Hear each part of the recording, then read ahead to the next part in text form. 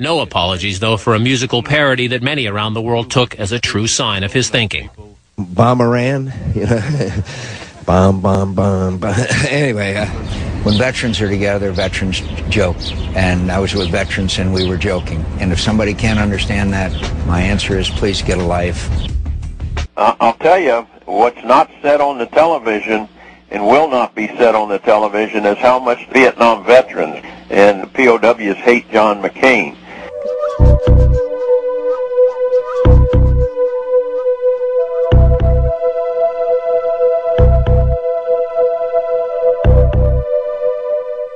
The Senate felt compelled to set up this select committee, and that it took them 9 months to set up the committee, mainly because of the opposition of Senator McCain, who was bitterly opposed to any attempt to find the POWs, which is remarkable, seeing that he was a POW himself. No instance would he ever give in and say there were POWs left behind. And my first question is, how would he know, or not know? So just that which is reasonable he never exhibited, and I don't know why. Maybe it's a guilt complex. Maybe he promised the Vietnamese something. Okay, and I don't know what it is. And maybe he actually believes that. That would be the saddest of all. He probably did more harm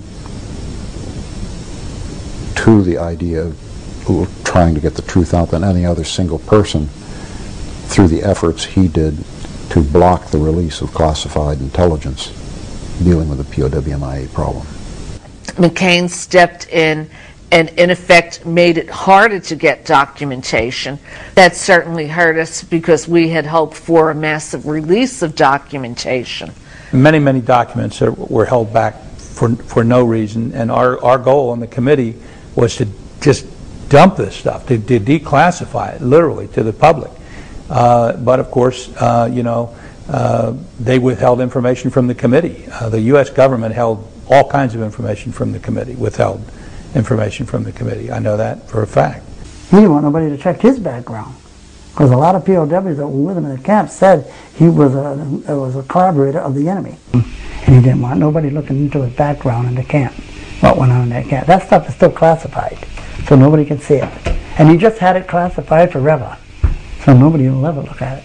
Even POWs we knew who wanted to see their own debriefings were not permitted because of the McCain regulation. But where did McCain get compliments for doing this?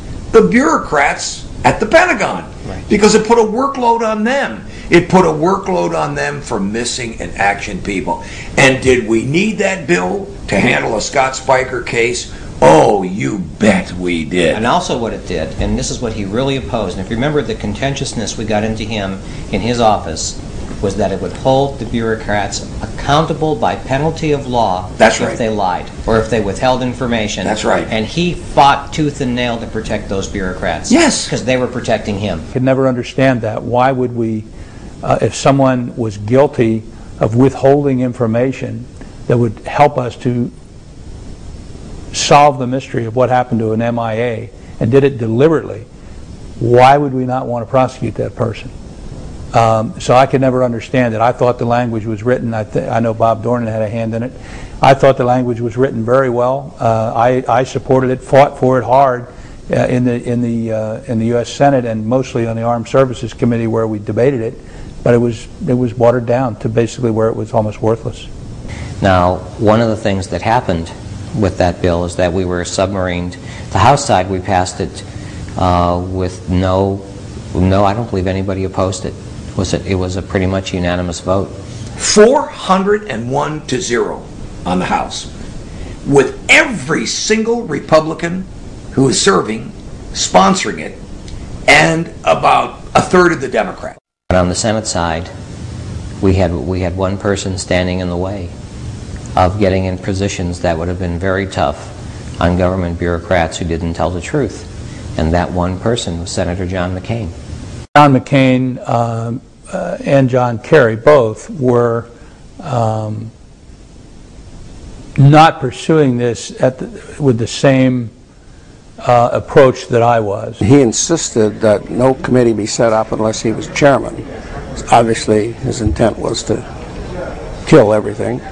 Okay, I appreciate you inviting me here, but what I don't understand is this: you're supposed to have a committee of 12.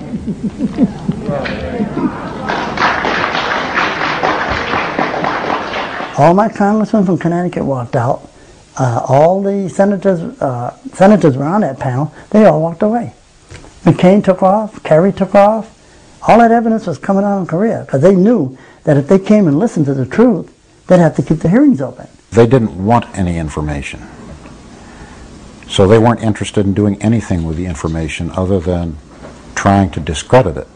North Korea did not return a large number of American servicemen at the end of the war, and that some of the men left behind were sent to communist China and to the Soviet Union. Internal documents and statements made at the time also show that our government believed that men were still alive in captivity, and until only a few months ago has kept that reality from the American people. It has covered up what it knew through a pattern of denial, misleading statements, in some cases lies, and by doing so with regard to the Korean conflict, it broke its commitment with the people who put on the uniform to fight for the freedoms and protection that we and our allies enjoy today. What I found interesting was that, coincidental to Kerry running the committee, Vietnam gave to Kerry's family sole rights for the negotiation of all real estate issues within Vietnam.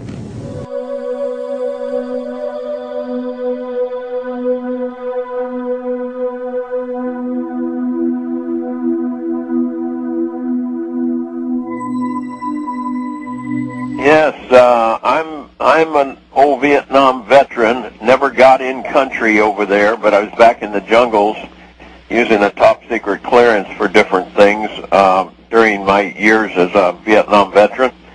And I know of a lot of Vietnam veterans, brother, and a few POWs. And all the POWs that I've talked to over the years say that John McCain is a lying skunk. You know, that he never was tortured.